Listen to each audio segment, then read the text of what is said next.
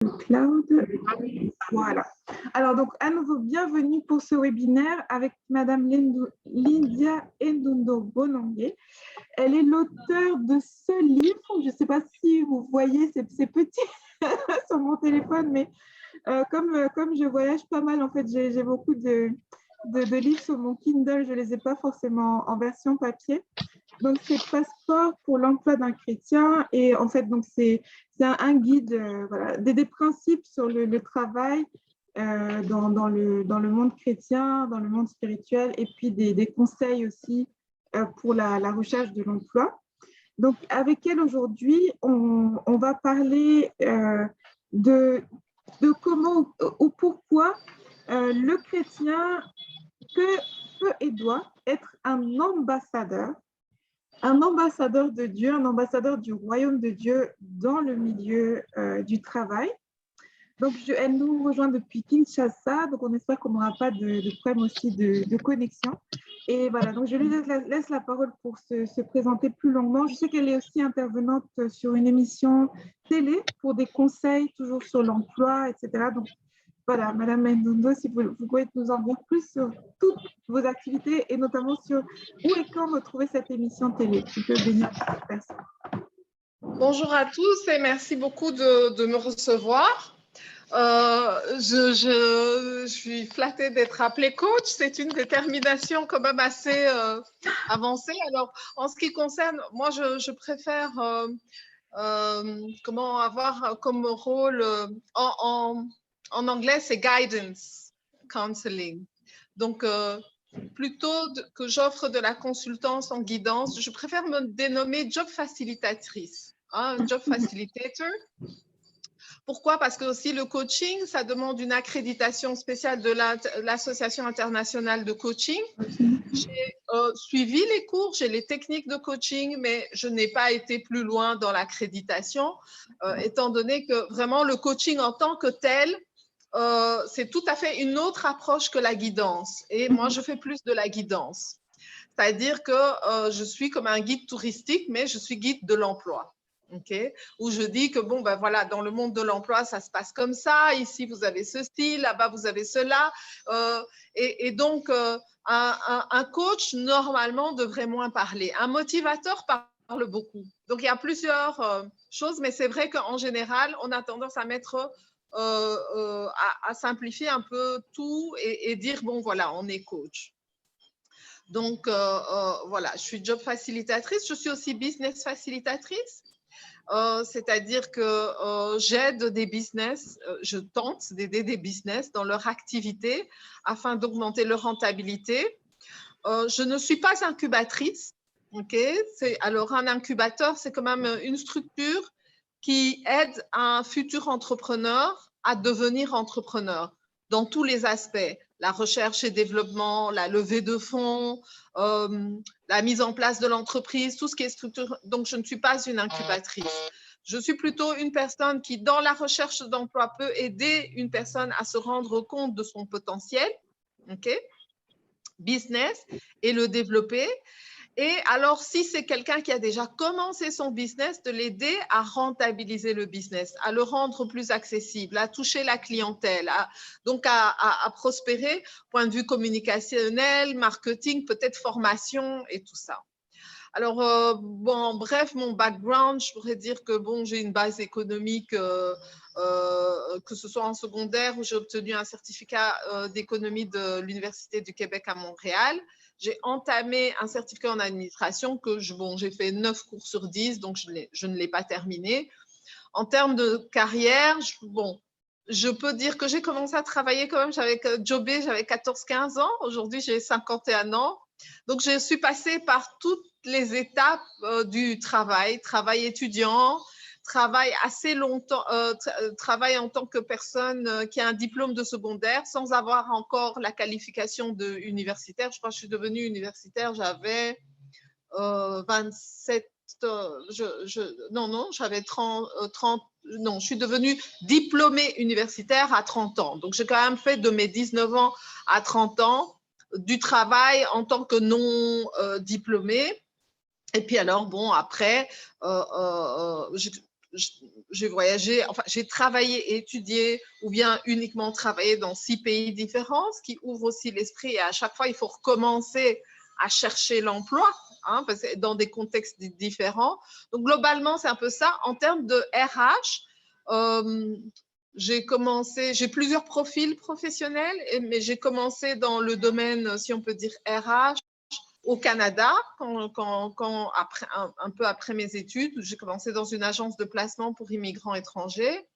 Au Congo, j'ai été assistante RH. Et puis, je me suis lancée dans la job facilitation en 2012, mais dans la business facilitation, c'était en 2008. Donc, voilà un peu globalement ce que je fais. Business facilitation, ben, j'ai commencé comme interprète, anglais-français, puis encadreuse de délégation, et puis je suis passée un peu dans la communication, et puis bon, ben voilà, consultante pour des projets, mais dans la business facilitation, je suis quand même plus concentrée sur la RDC, alors que dans la job facilitation, je peux encadrer tout type de public, mais je suis quand même plus spécialisée sur le public africain, parce que les réalités de la recherche d'emploi africaine sont quand même différentes des réalités de la recherche d'emploi européenne.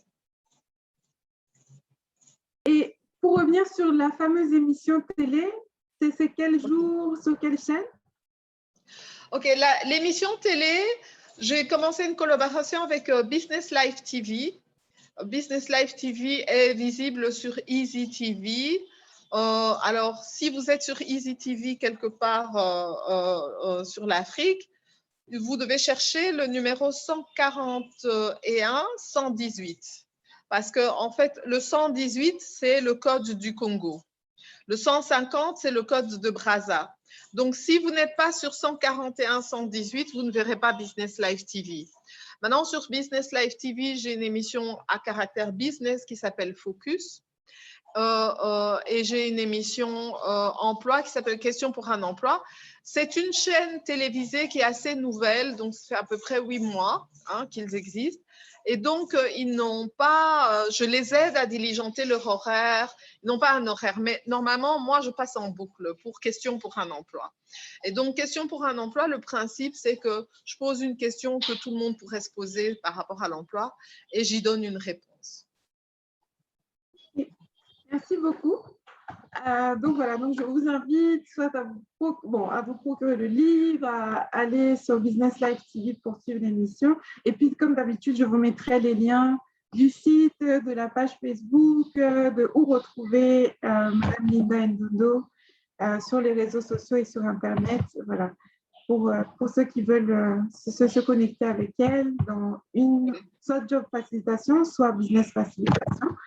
Voilà, et donc maintenant, on va vous écouter religieusement avant de passer au temps de questions-réponses. Donc, sur comment, pourquoi, voilà, le chrétien doit-il être un ambassadeur de Dieu, du royaume de Dieu dans le milieu professionnel? Ok. Alors, le chrétien, déjà, il faut comprendre que quand on accepte Jésus comme Seigneur et Sauveur de sa vie, okay, on reçoit Jésus-Christ dans son cœur. Et automatiquement, on passe du monde des ténèbres au monde de la lumière. On appartient automatiquement au royaume des cieux. Et donc, on devient ambassadeur plénipotentiaire du royaume des cieux, c'est-à-dire, c'est un peu comme les 7 frères qui chassaient les démons.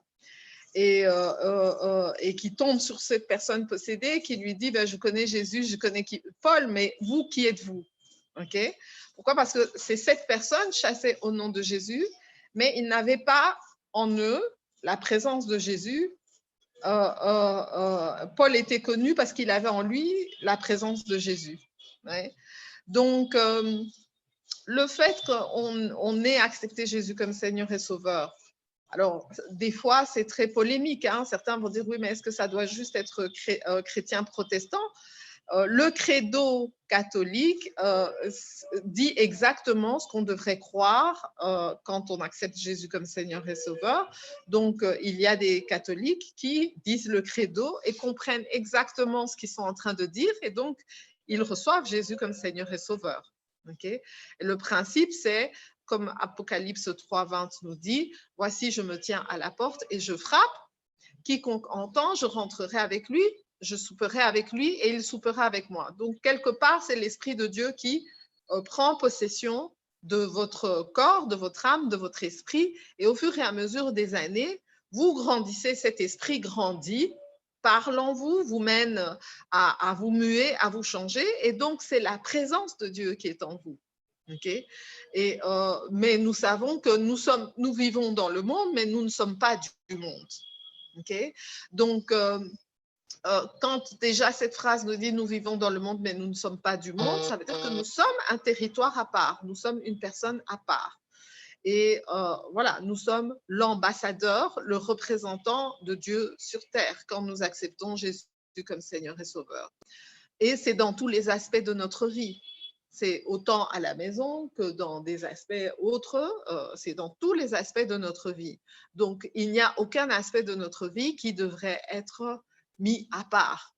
Or, souvent, dans le monde de l'emploi, les chrétiens ont tendance à penser que le monde de l'emploi appartient aux sociétés abscons, donc tout ce qui est franc-maçonnerie, Rose-Croix, Rotary, enfin, tous ces groupes qui, quelque part, nient, renoncent, rejettent ou font comme si, bon, il n'y a pas de problème, mais après, on a des témoignages de chrétiens qui disent qu'ils ont eu des problèmes. Okay? Donc,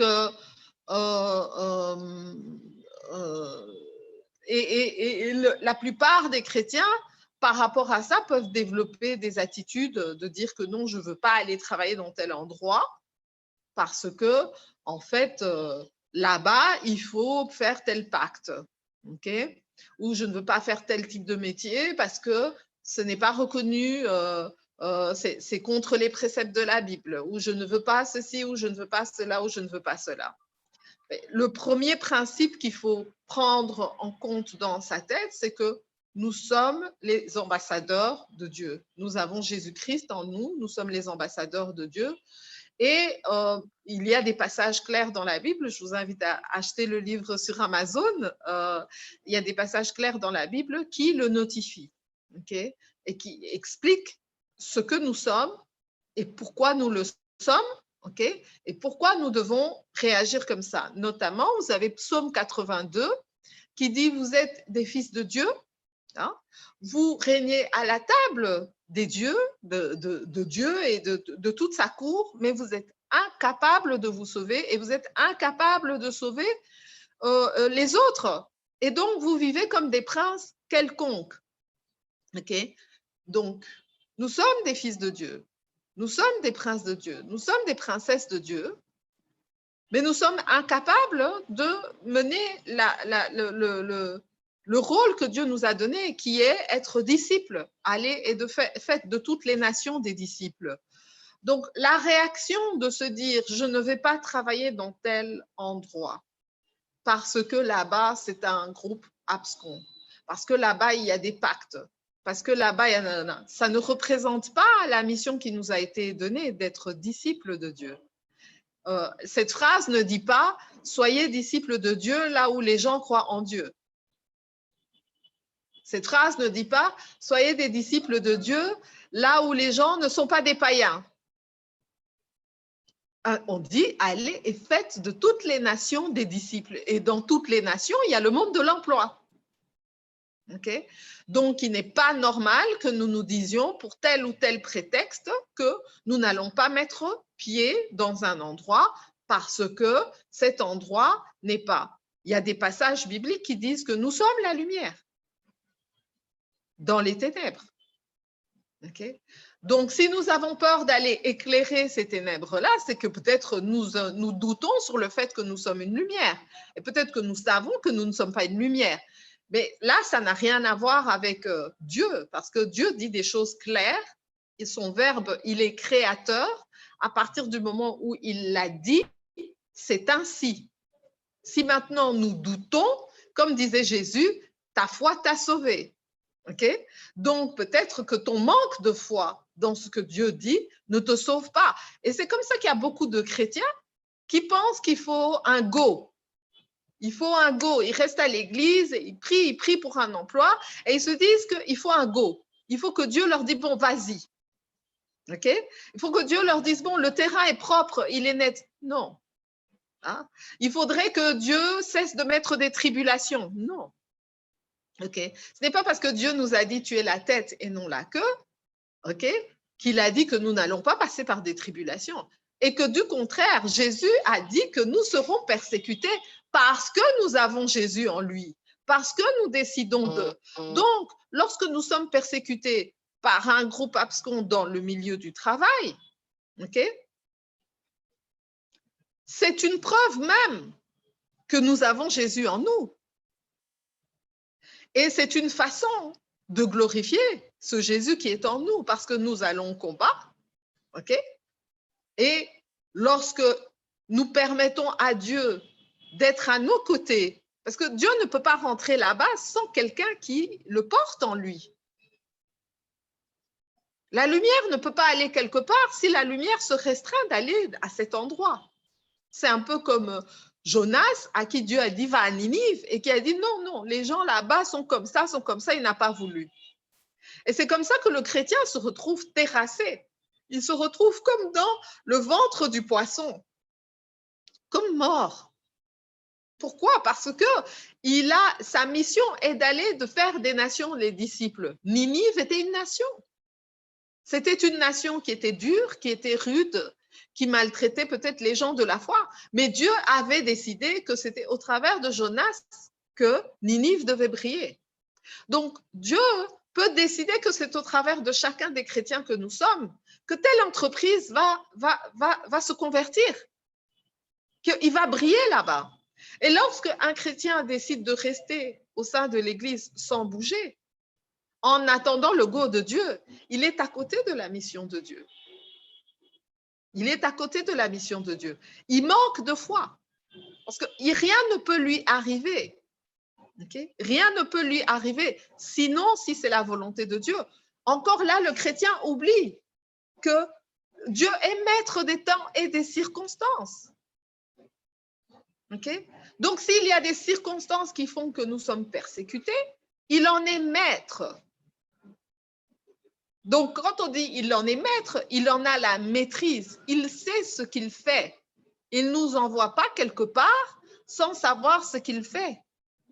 Et si nous commençons avant même, c'est-à-dire que nous discutons les préceptes de Dieu sur base de préceptes qu'il ne nous a pas donnés, aucunement dans la Bible, Dieu a dit qu'il y a un endroit qui nous est interdit. Que du contraire, la Bible dit que si nous mettons le pied quelque part, ça nous appartient. C'est ça. Et encore, si on va plus loin, les serviteurs de Dieu, quand ils vont quelque part, ils mettent les pieds quelque part, s'ils ne les réussissent pas, qu'est-ce que la Bible dit? Prends tes pantoufles, tape le sable et pars autre part. C'est tout. Donc, il n'y a pas un endroit qui nous est interdit et il n'y a pas un endroit où on nous chasserait et ça aurait une conséquence, ou bien on nous persécuterait et ça aurait une conséquence, puisque Dieu est maître de ces circonstances. Et nous avons des exemples. Et en plus, nous devons être dans la logique de Dieu. La logique de Dieu, ce n'est pas d'aller là où tout brille. Ce n'est pas d'aller là où tout va bien. Ce n'est pas d'aller là où tout est propre. Ce n'est pas d'aller quand on est prêt. Moïse n'était pas prêt, mais Dieu lui a donné la mission. Gédéon n'était pas prêt, mais Dieu lui a donné la mission. Il y a plein d'exemples de gens. Marie, est-ce que Marie était prête? Elle a commencé à se dire, mais un homme ne m'a jamais connue. Dieu lui a dit, ce n'est pas ton problème. Mais cet homme risque de... Je m'occupe de lui. Vous voyez? Donc, il faut avoir la foi que quand Dieu nous donne sa robe, son esprit, qu'il est présent en nous, ces préceptes sont réalité. Et il y a une réalité, c'est que nous sommes ambassadeurs plénipotentiaires de Dieu. Et si nous ne prenons pas ça en nous, c'est difficile de faire les gestes que nous devons faire. Parce qu'il y a une constitution. Et cette constitution, elle est claire. Nous sommes ambassadeurs, nous sommes la tête et non la queue. Lorsque nous allons, nous brillons. Et il y a autre chose qui est claire, c'est que la même Bible qui nous dit que nous sommes des ambassadeurs, qui nous dit que nous sommes plus que vainqueurs. Donc, refuser d'aller quelque part, qui est l'emploi, hein, sous prétexte que là-bas, je ne vais pas réussir ce que je veux entreprendre. Alors que la parole nous dit déjà, tu es plus que vainqueur. C'est-à-dire qu'avant même que tu sois là, tu es plus que vainqueur. Maintenant, le problème, c'est quoi? Nous attendons la victoire du monde ou nous attendons la victoire de Dieu? Oui. Parce que pour nous, on considère un échec, ok, comme le monde. Or, la Bible nous dit, toute chose concourt au bien de ceux qui sont dans le Seigneur. Donc, on ne peut pas considérer le fait qu'on nous refuse dans le monde de l'emploi pour un emploi comme un échec. Il faut se dire, mais si j'ai eu cet échec, si Dieu a voulu que je vienne ici me présenter pour cet emploi, c'est qu'il y a une raison. Et se mettre dans une situation où, comme un ambassadeur, tu rends des comptes à Dieu. Dieu, je cherchais un emploi, j'ai été à tel endroit, ok, et on m'a refusé. Explique-moi un peu. Pourquoi, en fait, tu as voulu que je mette les pieds là-bas? Peut-être que Dieu a voulu que tu mettes les pieds là-bas parce que dans la salle de réunion, la salle d'attente, il y avait d'autres personnes qui cherchaient un emploi et que c'est au travers d'une des personnes avec qui tu allais faire connaissance que tu vas trouver l'emploi. Peut-être que tu es parti et que ce n'était pas pour ce poste-là, en fait, que Dieu voulait que tu travailles. Mais il voulait que les dirigeants de cette entreprise sachent que tu existes pour un poste qui te convient mieux. Peut-être que c'est quelqu'un qui était dans cette entreprise et qui, comment expliquer, a un frère, une sœur, un cousin qui cherche ton profil. L'entreprise n'aura pas besoin de ton profil, mais grâce à cette présentation dans cette entreprise, ton CV va être communiqué à une autre personne qui cherche depuis 6 mois un profil comme toi. Peut-être que tu n'es pas prêt pour le boulot que tu dois faire et que Dieu ne sait pas comment te faire comprendre que tu n'es pas prêt. Et donc, il te met face à des situations d'échec afin que tu te rendes compte de la poutre qui est dans ton œil. Parce que tu passes ton temps à dire que c'est la faute de l'autre si je n'ai pas l'emploi. Mais que quand tu vas aller là-bas, on va te faire des remarques qui vont te faire rendre compte que c'est ton CV qui a un problème ou ta lettre de motivation ou la façon dont tu passes l'entrevue. OK? Et peut-être que tu n'es pas prêt et que Dieu veut que tu sois te préparer au travers des entrevues d'échecs. Il veut que tu sois prêt pour le jour où tu vas te présenter à l'emploi qu'il a réservé pour toi. OK? Maintenant, et Jésus dit, à ceci vous reconnaîtrez ceux qui ont cru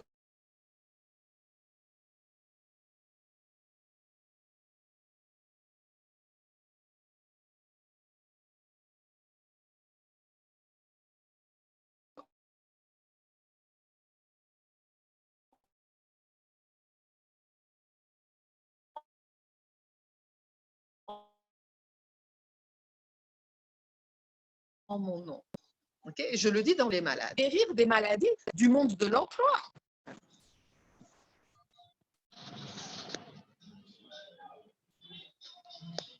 Oui, vous m'entendez?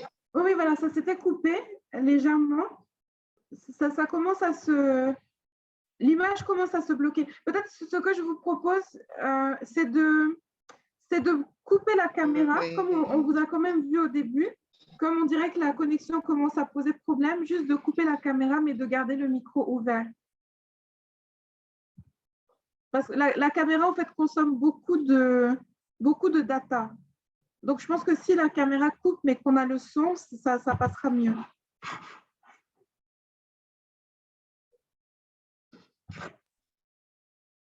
Alors,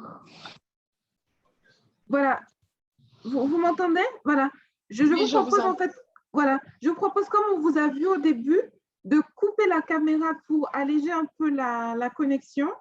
et de garder le son. Parce que là, voilà, j'ai même un message qui me dit que la bande passante du réseau de Linda Ndundo est faible. Donc, essayez de couper la caméra ou je désactive pour vous. Oui. Et voilà. Donc, j'arrête juste la vidéo. Voilà. Et comme, voilà. De toute façon, on a votre photo avec la couverture du livre aussi. Donc, voilà. Comme ça sera bien. Voilà. OK. Donc,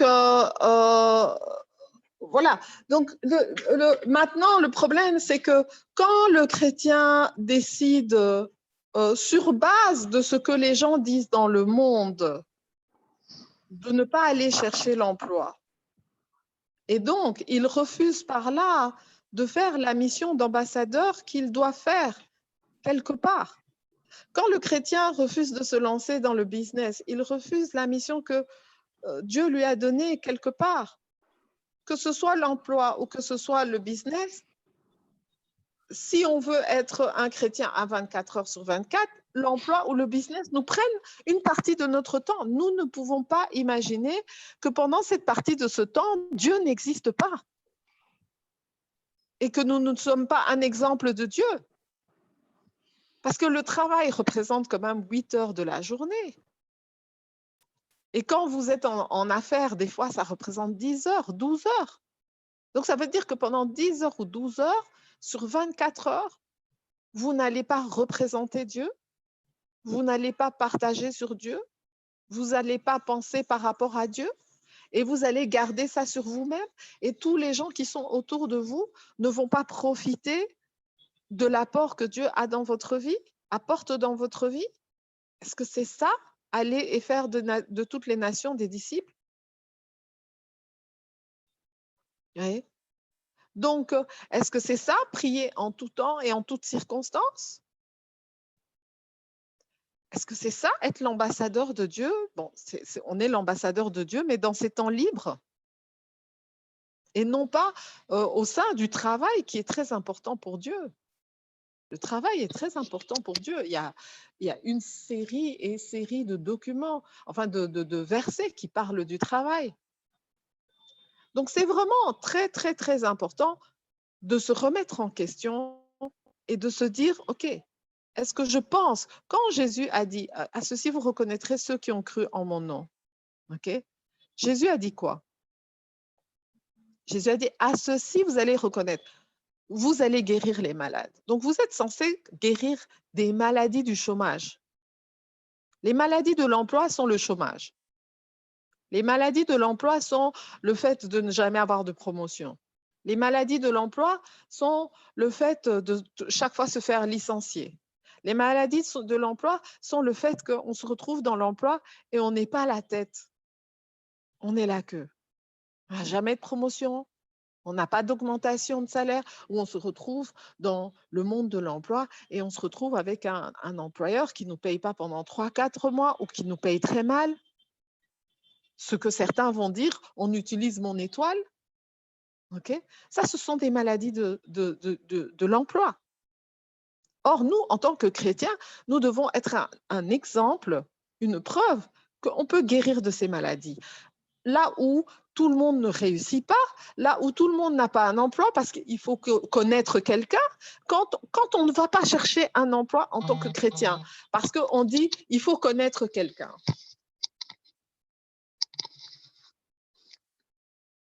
Allô? Le problème, c'est que j'ai perdu... C'est bon.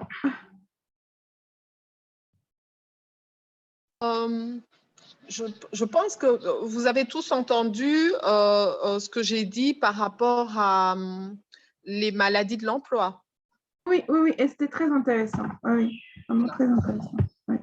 Alors, quand maintenant vous avez toutes ces maladies de l'emploi, okay, et que toi, on est chrétien et qu'on n'est pas capable de guérir de ces maladies de l'emploi, il y a un problème, c'est quelque chose qui doit être révélateur. On ne peut pas penser comme les autres.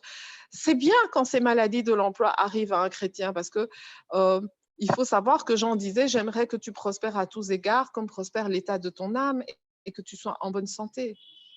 Donc, si on n'est pas prospère dans l'emploi, c'est parce que l'état de notre âme ne prospère pas assez. Okay?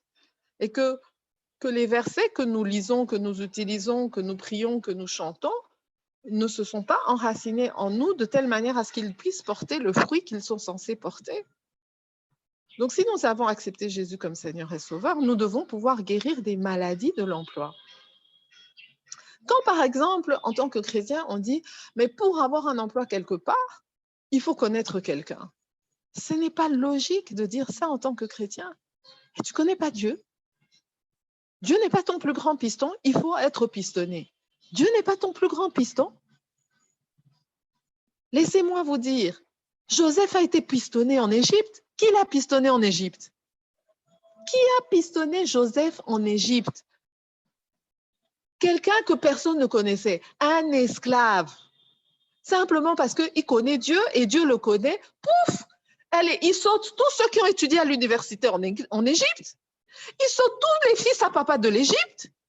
Il saute tous les généraux de l'Égypte, tous les managers, tous les, je ne sais pas, les magiciens, tout ça, il saute. Dieu l'a pistonné. Poum! Et comment Dieu l'a pistonné? Dieu a juste fait un rêve dans la tête de Pharaon.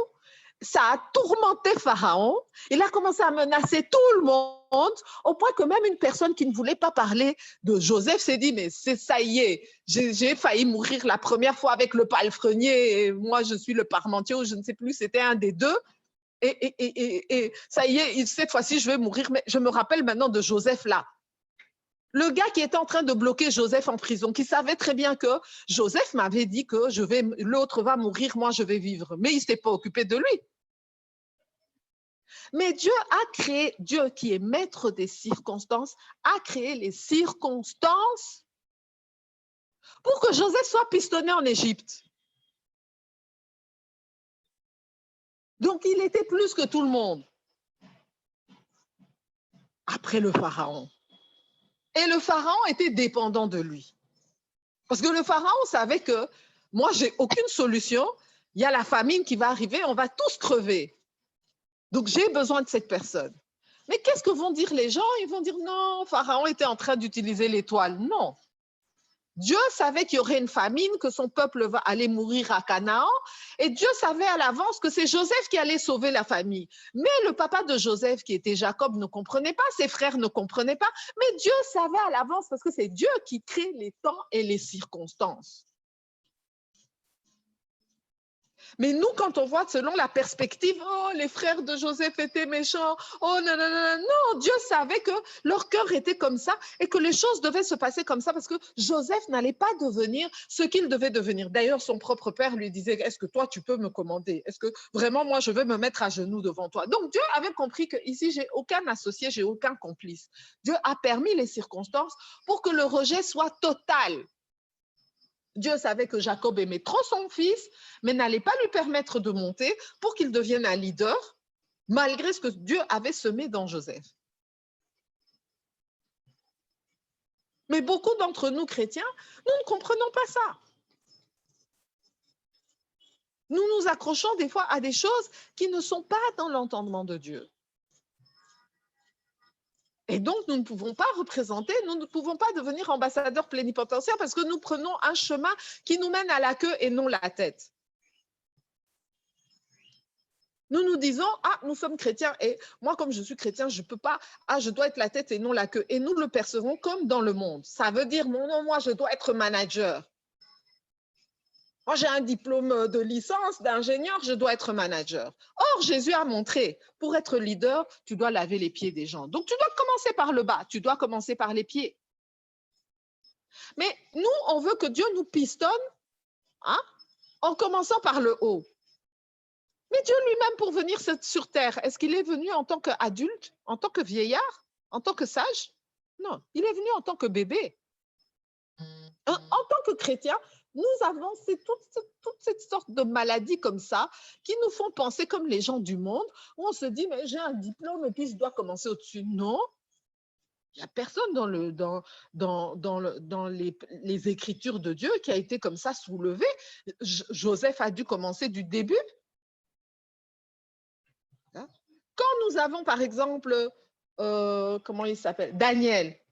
Daniel a commencé tout jeune, du début. Il a commencé comme esclave avec les Abednego et les Shadrach et tout ça. Ils ont dû faire leurs preuves. Et c'est dans les preuves et dans les épreuves qu'on fait ces preuves et que finalement, dans ces épreuves et dans ces tribulations, les gens disent, assurément, ces enfants-là, ce sont des enfants qui ont une connaissance, une intelligence de Dieu. Ce qui a fait qu'après, Daniel est devenu, c'est-à-dire qu'il a fallu passer par l'épreuve où on compare toi qui as l'Esprit de Dieu et celui qui n'a pas l'Esprit de Dieu. OK? Au-delà de ça, est-ce que vous savez que parce que vous êtes l'ambassadeur plénipotentiaire de Dieu, vous portez la bénédiction de Dieu? Quelle est cette bénédiction de Dieu? Mais quand vous allez quelque part, tout vous réussit. C'est pour ça qu'on dit qu'on doit utiliser votre étoile. Pourquoi ça vous dérange? Pourquoi vous avez peur des gens qui font partie des groupes absents et ils vont utiliser mon étoile? Est-ce qu'ils peuvent utiliser l'étoile quand Dieu ne veut pas? Regardez Job. Job a dit à Satan, tu prends tout sauf sa vie. Satan a pu prendre sa vie? Non. Mais aujourd'hui, l'histoire de Job est un témoignage pour l'humanité. Prenons Jésus. Vous avez vu que Jésus a été pistonné dans le royaume de Jérusalem? Non. Mais c'est lorsqu'il était mort sur la croix qu'on a dit assurément, ça c'est l'enfant de Dieu. Mais nous voulons être dans le monde de l'emploi, être dans le monde de business, ne pas passer par la tribulation parce que nous sommes avec Dieu, nous sommes les enfants gâtés de Dieu. Notre grand frère lui-même, Jésus-Christ, le premier-né, on ne l'a pas traité comme un enfant gâté. Et d'ailleurs, lorsqu'il était en tentation pendant 40 jours et 40 nuits, Satan est venu auprès de lui et lui a dit, je vais te donner tout. Donc Satan a dit, écoute, je vais te traiter comme un enfant gâté. Je te donne tout. Du style, mais comment ton père, il vient de dire que il est ton père et puis il te fait crever de faim pendant 40 jours et 40 nuits ici. Dis-moi, je vais te, lance-toi, les anges vont te prendre, je vais te donner, regarde tout ça, je vais te donner. C'est ça qu'un papa doit donner à un enfant. C'est du nargage. OK? Mais Jésus lui a répondu avec la parole de Dieu. Donc, le diable a pris la parole de Dieu, puis Jésus lui a répondu avec la parole de Dieu pour lui dire non, ça. Et c'est ça que notre entendement doit comprendre. Quand nous allons dans le monde de l'emploi, le deuxième point qui est donné, à ceci vous reconnaîtrez ceux qui ont cru en mon nom. En mon nom, ils guériront des malades. En mon nom, ils tiendront ils parleront des nouvelles langues. Quelle est la langue que nous parlons sur nous par rapport au monde de l'emploi? Non, je ne pourrais pas avoir cet emploi parce que je dois connaître quelqu'un. Pourquoi tu te maudis? Pourquoi tu te condamnes? Pourquoi tu attristes l'Esprit de Dieu? Tu as quelqu'un qui te pistonne, c'est l'Esprit de Dieu. Quand tu arrives quelque part et qu'on te refuse l'emploi, c'est que c'est Dieu qui a... Pourquoi? C'est-à-dire avec Dieu, le oui est un oui, le non est un non. Il faut se dire, si tu vas quelque part et qu'on refuse que tu ailles quelque part, parce que c'est la volonté de Dieu. Donc tu es parti, tu as passé une entrevue, on t'a refusé, c'est que Dieu ne voulait pas que tu travailles là-bas. Dieu voulait que tu ailles là-bas pour apprendre quelque chose, pour être vu, pour comprendre quelque chose. Mais il ne voulait pas que tu ailles là-bas pour être recruté. Il ne faut pas que nous agissions comme des Moïse, qui à un moment, nous sommes aigris et alors nous frappons, je ne sais pas combien de fois avec le bâton, et puis alors nous ratons notre terre promise. Dès qu'on nous offre une opportunité d'avoir un emploi, on dit oui, mais à quoi ça sert? Moi, je vais d'entrevue en entrevue et ça ne fonctionne pas. Tu vois? Mais tu dois rentrer en communion avec ton Dieu et dire, en fait, Seigneur, qu'est-ce que tu essayes de me faire comprendre dans tous ces rendez-vous que j'ai? Qu'est-ce que tu veux me montrer? Qu'est-ce que tu veux que je sache? OK? Donc ça, c'est déjà la première chose. Mais nous ne devons pas être aigris parce que nous passons 10 entrevues, 20 entrevues, 30 entrevues. Il y en a qui ne passent même pas des entrevues. Le fait déjà d'avoir autant d'entrevues, ça prouve que nous valons quelque chose. Mais peut-être que Dieu veut que nous nous rendions compte que nous valons quelque chose. Parce que nous allons dans des entrevues et nous sommes prêts à être payés peut-être $100 ou $200 ou je ne sais pas combien de francs CFA pour ceux qui sont, ou combien de francs congolais ou de combien de yens ou je sais pas moi, de euros. Et nous sous-évaluons. Le fait que plusieurs entreprises te contactent pour aller te présenter à une entrevue, ça veut dire que vous avez une valeur sur le marché de l'emploi. Mais peut-être que Dieu ne veut pas que vous soyez accepté à ce moment-là parce que vous ne vous rendez pas compte de la valeur que vous avez et donc vous êtes prêt à accepter n'importe quel salaire. Mais pouvoir aller dans différents endroits vous permet d'évaluer. Si maintenant, dans 5 endroits, on vous donne des salaires différents, ça vous permet d'évaluer ce que vous valez sur le monde de l'emploi. Donc, peut-être que Dieu veut que vous vous rendiez compte que là-bas, on te propose $100, là-bas, on te propose $300 et là-bas, on te propose $1000. Pourquoi tu pleures? Parce que quelque part, on a refusé de te prendre et c'était à $100. Pourquoi tu pleures? Parce que tu as plein d'entrevues et que c'est fatigant, j'ai plein d'entrevues. Il doit y avoir une raison et tu dois être sûr que la raison pour laquelle les choses se font ainsi, elle est bonne parce que ton Dieu est maître des temps et des circonstances.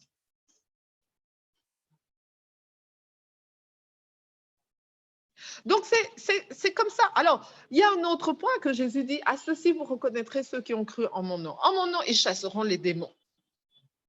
OK? Hein? En mon nom, ils chasseront les démons. Il y a quand même beaucoup de gens qui font des recherches d'emploi et quand même, il y a des choses qui sont récurrentes. On dirait que, bon, il y a une poisse qui les accompagne. On dirait qu'au moment où ils sont en train de rechercher de l'emploi, c'est à ce moment-là qu'on les appelle parce qu'il y a un trouble. Il y a un moment qu'il y a ceci, il y a un moment que c'est là. Et c'est ça, ces choses et ces démons hein, il faut cerner. Il faut dire, non, mais c'est quand même bizarre. À chaque fois que j'ai un contrat qui arrive, je tombe malade. À chaque fois que j'ai un emploi, je commence à avoir des problèmes de famille ou des problèmes avec les amis ou des problèmes à la maison. Ça peut être révélateur d'un combat spirituel qu'on est en train de vivre parce qu'on fait tout ce qu'on doit faire, mais il y a des blocages. Mais il ne faut pas pleurer parce qu'il y a des blocages. C'est Dieu qui est en train de révéler que voilà, tu es la tête et non la queue. Voici les raisons qui te maintiennent à être la queue. Et maintenant, ces raisons-là sont en train de voir que des portes vont s'ouvrir. Et donc, tu as des blocages. Alors qu'avant, quand tu ne cherchais pas l'emploi et que tu restais bloqué à l'église ou dans ta petite vie, tu ne pouvais pas te rendre compte que ce qui te bloquait, c'était ça. Puisque tu ne faisais rien. Tu n'avais pas la foi que tu pouvais être plus. Mais maintenant que tu veux faire plus, tu as toujours les mêmes choses qui te retiennent. Là, maintenant, tu peux entrer en conversation et dire, OK, Seigneur, j'ai compris. Montre-moi un peu, c'est quoi ce blocage? Est-ce que c'est une maladie? Est-ce que c'est mon langage? Est-ce que c'est un démon? OK? Donc, ce n'est pas en faisant du surplace et en se disant, bon, ben voilà, je suis bien dans mon église et tout ça. Dans ton église, tu ne peux pas être ambassadeur plénipotentiaire. Tu es à la maison. Vous êtes tous à la maison. Vous êtes tous dans le royaume. Vous êtes tous dans votre territoire. Il n'y a pas d'ambassade. L'ambassade de Belgique n'est pas sur la Belgique. L'ambassade du Congo n'est pas sur le Congo. L'ambassade du Sénégal n'est pas sur le Sénégal. L'ambassade du Sénégal est en territoire étranger. L'ambassade de France est en territoire étranger. Donc, tu ne peux pas te dire, tu ne peux pas porter la casquette de l'employé, de l'ambassadeur de Dieu en restant dans l'église, en restant avec l'église et les gens de l'église. Non, tu deviens un ambassadeur quand tu vas en territoire étranger. Et c'est là, maintenant, quand tu vas en territoire étranger, que tu peux te rendre compte que, tiens, il y a des manifestations. Tiens, le président de ce pays ou le roi de ce pays ne me facilite pas. Tiens, il y a tel genre de complications quand je veux faire de la coopération et tout ça. Et c'est là où tu te rends compte que, tiens, ce sont des blocages. Et ce sont des blocages démoniaques. C'est à ce moment-là que tu découvres quels sont ces blocages démoniaques et que tu peux invoquer Dieu. Jérémie 33:3. Invoque-moi et je te révélerai les choses cachées. Seigneur, qu'est-ce qui est caché dans ces blocages? Pourquoi à chaque fois que j'ai un emploi, j'ai ça comme problème? Des choses récurrentes qui viennent. Et c'est là que vous pouvez vous délivrer des démons. en mon nom, il chasserait les démons. Parce que vous allez entrer en conversation avec Dieu et Dieu va vous dire, comme cet homme qui a voulu épouser cette femme, c'était une femme dans l'Ancien Testament, qu'à chaque fois qu'elle épousait quelqu'un, l'homme mourait le soir de la nuit de noces. Mais Dieu a révélé à un prophète que c'est cette femme-là que tu dois épouser. Et tout le monde a dit, non, on ne peut pas épouser cette femme, c'est possible, blablabla, blablabla. N'est-ce pas? Mais qu'est-ce qui s'est passé? Elle est partie épouser la femme, il a obéi à Dieu. Et Dieu lui a dit, maintenant, tu l'as épousée, mais tu ne la touches pas sans avoir prié. Dieu a révélé les choses cachées. Dieu a révélé que le problème ici de cette femme, tu dois prier avant. Donc, quand il a prié avant, il a chassé le démon qui tuait les maris. OK? Mais est-ce que Dieu lui a dit, non, attends d'abord, prie dans l'église avant d'aller épouser la femme? Non? Est-ce que Dieu lui a révélé à l'avance? Non. Dès que Dieu lui a révélé que c'est cette femme, il lui a donné l'ordre d'aller travailler là-bas, d'aller se marier là-bas. Et puis, bon, ben voilà. Et au moment où dans l'action, Dieu est avec toi dans l'action. Si tu ne bouges pas, il ne bouge pas. Parce que Jésus est en toi. Jésus ne peut pas être quelque part à faire quelque chose pour toi que toi, tu n'as pas la foi. C'est comme disait Jésus, c'est ta foi qui t'a sauvé. Donc, si tu n'as pas la foi, Jésus ne peut pas avancer avec toi. Tu vas être un prince quelconque. Tu auras accepté Jésus comme Seigneur et Sauveur.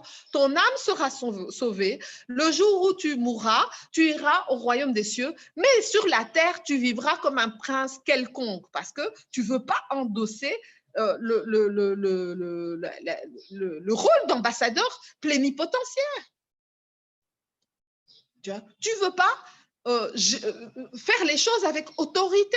Et quand quelqu'un gère les choses avec autorité, il ne peut pas décider ou ne pas décider de se présenter quelque part sur base de la peur. Qu'est-ce que dit la Bible sur la peur? C'est un péché. Que si tu ne fais pas quelque chose par la peur, c'est un péché. Péché, étymologiquement, tu rates la cible. Péché, étymologiquement, ça veut dire on rate la cible. Tu rates la cible de l'emploi parce que tu as peur. Mais tu ne peux pas ne pas aller quelque part parce que tu as peur. Peur qu'on ne te prenne pas, peur d'être maltraité, peur que tu doives être pistonné, peur que ceci, peur que cela. En quoi? Est-ce que vous voyez un ambassadeur ici qui vient, l'ambassadeur de Belgique vient ici au Congo, l'ambassadeur de France vient au Sénégal. Est-ce que vous voyez que sa peur l'empêche de faire son travail d'ambassadeur? Non, il s'organise, il se sécurise. Bien sûr, il faut la prudence. Bien sûr, il ne faut pas mettre les pieds dans n'importe quelle entreprise sans d'abord prier, sans d'abord prendre les précautions. OK? Mais jamais, à part si Dieu te dit ne va pas. OK? Et ça, c'est notre rôle de savoir, OK, est-ce que je dois aller, est-ce que je ne dois pas aller? Mais comme je le dis dans le livre, il est écrit que va et sème. Va et sème. Tu ne sais pas d'où les choses vont venir. Lève-toi le matin et va et sème. Tu ne sais pas d'où tu vas récolter. La Bible dit encore, frappe et on t'ouvrira. Mais si tu ne vas pas frapper, comment veux-tu qu'on t'ouvre les portes? Demande et il te sera donné. Mais si tu ne vas pas demander l'emploi, comment veux-tu obtenir l'emploi? Cherchez et vous trouverez. Mais si tu ne vas pas chercher, pourquoi tu veux, c'est-à-dire que pourquoi tu veux que Dieu te donne une map au trésor et qu'il te dise à l'avance, Dieu est un Dieu juste, il est juste pour les nations et il est juste pour nous les chrétiens. Il ne faudrait pas que les nations disent, oui, mais voilà, et ceci, et cela, tu favorises les autres. Non, sache que celui qui est dans les nations, tu es censé l'amener. Donc, c'est-à-dire, si tu faisais ton boulot, à la minute même, il accepterait Jésus comme Seigneur et Sauveur et il ne serait plus nation. Donc, tu ne peux pas te penser privilégié comme un club privé et que, bon, ben voilà, il faudrait que les autres passent par des étapes. Non, toi, Dieu t'a pris comme tu étais et tu as encore tous les défauts que tu as. D'ailleurs, la preuve, Dieu le sait, il te demande de te repentir à chaque fois que tu vas pécher, donc il sait très bien que tu vas pécher. Il sait très bien que tu vas pécher, mais la différence entre toi qui vas pécher et celui qui n'a pas accepté Jésus comme Seigneur qui va pécher, c'est que toi, tu peux te repentir et tu restes l'enfant de Dieu, alors que lui, son âme n'est pas sauvée. Toi, ton âme, elle est sauvée. Et nous avons le cas, je pense, d'Ésaïe, qui s'est retrouvé devant Dieu, et le diable était à côté, devant le trône de Dieu. Et il a dit, regarde sa robe. Dieu n'a même pas fait attention à ce que le diable lui a dit. Il a dit aux anges, changez-lui sa robe. Donc nous sommes comme ça. Dieu change notre robe, nous lui appartenons. Donc nous ne pouvons pas penser des choses qui nous bloquent, être notre propre blocage. Et là, dans ce cas-là, le démon, il est en nous. C'est la façon dont, quand nous-mêmes nous acceptons de nous bloquer, nous devons chasser ce démon. On ne peut pas chasser les démons à gauche, à droite, si on ne l'a pas d'abord chassé chez nous. Il est peut-être assis sur notre tête, il est peut-être assis sur notre raisonnement, il est peut-être assis sur... il est peut-être assis sur... c'est-à-dire, nous avons toujours les attitudes de l'Égypte. OK? Nous avons toujours les attitudes de l'Égypte. Vous avez des chrétiens que, bon, voilà, leurs parents étaient bien assis et tout, et puis, bon, bah, après, ils sont rentrés dans le Seigneur, et puis maintenant, ils commencent à regretter quand les parents étaient bien assis, parce que maintenant, ils sont dans le Seigneur et ça ne va pas. Cet héritage-là, qui était avant qu'ils soient dans le Seigneur, peut-être que Dieu voulait qu'on renonce à tout ça. Parce que c'était une source de blocage pour les enfants. OK? Pourquoi tu regrettes ce qui était en Égypte? Alors que la terre promise est devant toi et qu'il te dit que tu es plus que vainqueur. Tu vas regretter ce qui est dans le passé. Donc, j'ai dit, par exemple, alors il y a deux autres choses. Il y a le poison et le serpent. À ceci, vous reconnaîtrez ceux qui ont... Il y a le poison et le serpent. Il y a comme ça des gens, ils perdent un emploi et puis ils font tout un scandale. Bon, c'est bien, tu fais un scandale pendant 1 mois, 2 mois, 3 mois, 4 mois, mais il ne faut pas que ça te bloque pendant 2 ans, 3 ans.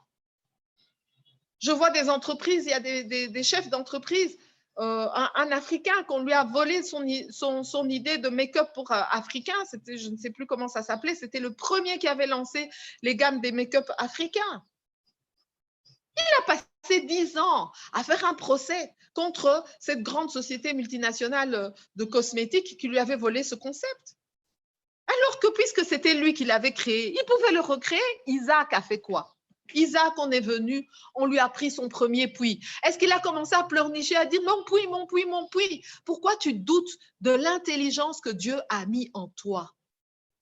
Et dans mon livre, il y a des passages qui le disent bien. Comment Dieu dit qu'il a mis de l'intelligence, qu'il a mis du savoir-faire dans des gens et que c'est ces gens-là qu'il faut utiliser pour faire ça, ça, ça. Parce qu'il a mis le savoir-faire, il a mis l'intelligence. Nous ne pouvons pas, quand le voleur vient nous voler, commencer à prendre ça comme une morsure qui va nous tuer. Nous-mêmes, nous acceptons de mourir parce qu'on nous a pris notre boulot, parce que quelqu'un d'autre a eu la promotion, parce que quelqu'un d'autre a été pistonné à notre place. Non! Non! Pose-toi la question, est-ce que c'était la volonté de Dieu? Est-ce que si ce n'était pas la volonté de Dieu, ok, fais-toi complice de Dieu afin que Dieu crée les circonstances écrasantes telles que ces mêmes gens qui t'avaient refusé te rappellent. Moi, j'ai déjà eu un cas où j'ai été postulée quelque part. Je me suis retrouvée devant un recruteur qui m'a humiliée comme je n'ai jamais été humiliée. J'ai mis 3 jours de dépression dans ma maison à me dire, mais c'est quoi ça comme histoire? Dans un contexte africain difficile où tu ne trouves pas le boulot, tu as un employeur qui te casse le moral. Mais après, je me suis dit, non, Linda, prends en compte ce qu'il a dit et change ton CV en circonstance de ça. J'ai changé le CV en circonstance de ça et j'ai continué ma route.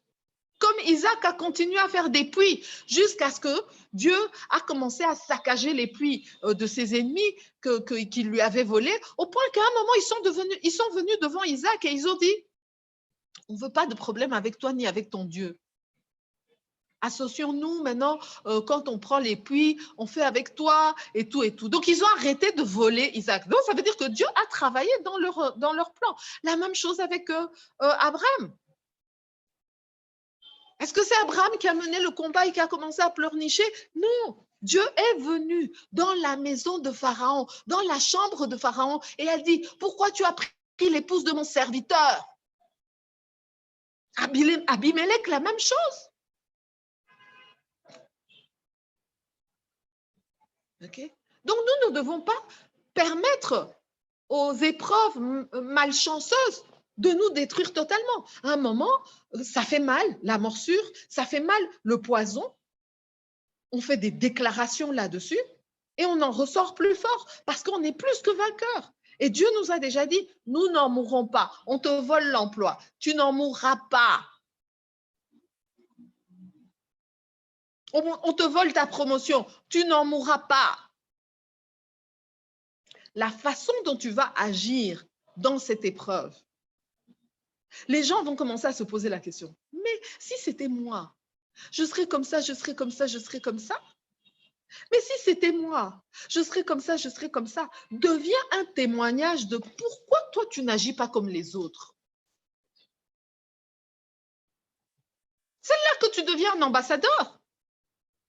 Moi, j'ai eu des tribulations où on est venu me poser des questions. On m'a dit, mais Et puis quand je parle et tout, et que je dis, bon, on parle un peu des questions, puis de la foi. Ah, ok. Ah, c'est ça.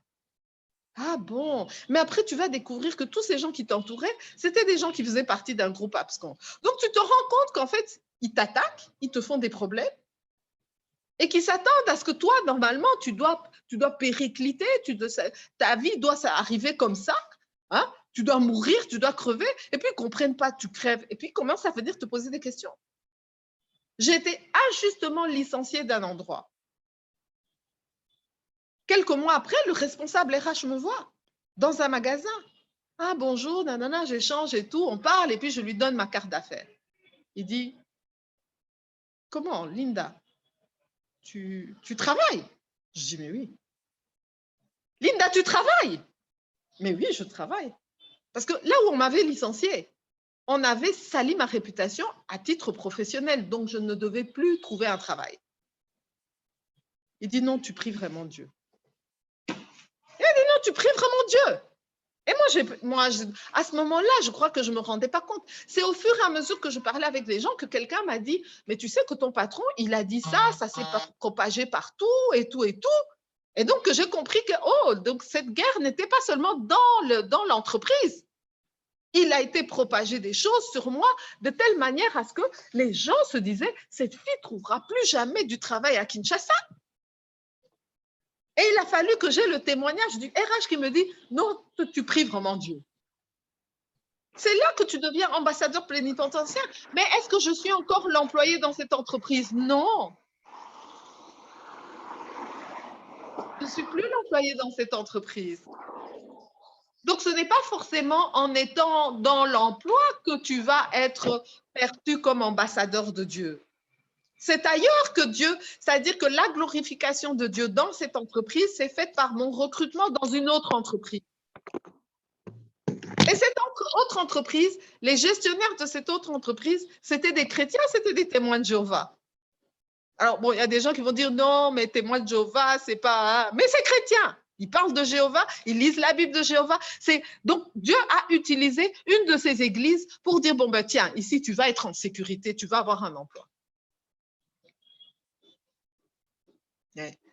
Donc, voilà un peu le cadre dans lequel je pourrais vous dire que ne manquez pas de foi, devenez des ambassadeurs plénipotentiaires de Dieu dans le monde de l'emploi ou même dans le business. Et voilà, bon, je vous invite à lire le livre. Peut-être, j'ai aussi des YouTube que je pourrais vous communiquer. Et bon, j'essaye un peu de lancer mes pages YouTube. Ce n'est pas toujours facile de le faire. Mais voilà, en tout cas, dans ce cadre-là, vous voyez bien que nous sommes les employeurs, nous sommes les ambassadeurs plénipotentiaires de Dieu. Il y a des passages qui le disent, mais nous n'avons pas toujours les réflexes d'un ambassadeur de Dieu. Nous ne prenons pas toujours conscience de comment Dieu veut se glorifier. Et penser que Dieu veut se glorifier, oui, bon, Salomon, Il y a beaucoup de gens qui donnent comme exemple Salomon. Il y a d'autres personnes qui montrent comme exemple David. Mais David, avant de devenir roi, il a fait 30, 40, 50 années de combat et d'exil. N'est-ce pas? Alors, Salomon a été quelque part pistonné par Dieu, mais Dieu lui a facilité les choses et quel a été le résultat? Il s'est éloigné de Dieu parce qu'il a été dans l'abondance. Il a vécu dans l'abondance et il a très facilement oublié Dieu. Quand Dieu sait que si je te donne de l'abondance, tu vas finir par t'éloigner de moi. Parce que l'objectif de Dieu, c'est de sauver notre âme et nous mettre dans des conditions où c'est une occasion de chute et il va nous perdre. Non. Okay. Donc oui, nous sommes les ambassadeurs plénipotentiaires de Dieu et je pense que voilà, j'ai présenté plusieurs points qui prouvent cela. On pourrait en parler, mais bon, voilà. Je vous invite à lire le livre. Il y a un autre livre qui est pratiquement prêt, qui est Passeport pour l'emploi d'un étudiant. Mais en termes de chrétiens, et nous sommes vraiment dans le tournant. Parce qu'à l'époque, Dieu m'a forcé. Et vous savez comment j'ai écrit Passeport pour l'emploi d'un chrétien? C'est que j'étais en affaires, les choses pouvaient fonctionner bien pour moi, je pouvais avoir $300 par jour à faire $500, $700 à certains moments. Et Dieu a bloqué les occasions. Et moi, je me suis dit, mais non, c'est pas possible. Dieu m'a bloqué. Et jusque maintenant, je dis, mais Dieu, pourquoi tu me bloques alors que je vaux autant sur le marché et je pourrais avoir plus? Et Dieu m'a bloqué et Dieu m'a mis dans une circonstance où les gens commençaient à me demander de travailler pour eux. Je disais non, je ne préfère pas et tout. Et je veux être dans le business que Dieu m'a permis de faire. Et à ce moment-là, j'ai dit, ben, tiens, je vais aider des chrétiens que je fréquente à avoir ces opportunités d'emploi. Mais comme je ne réfère pas sans former, je recevais les CV, je voyais qu'ils ne savaient pas faire les CV. Et puis maintenant, quand j'encadrais ces gens, je me rendais compte qu'ils n'avaient pas les préceptes de Dieu pour aller dans le marché de l'emploi.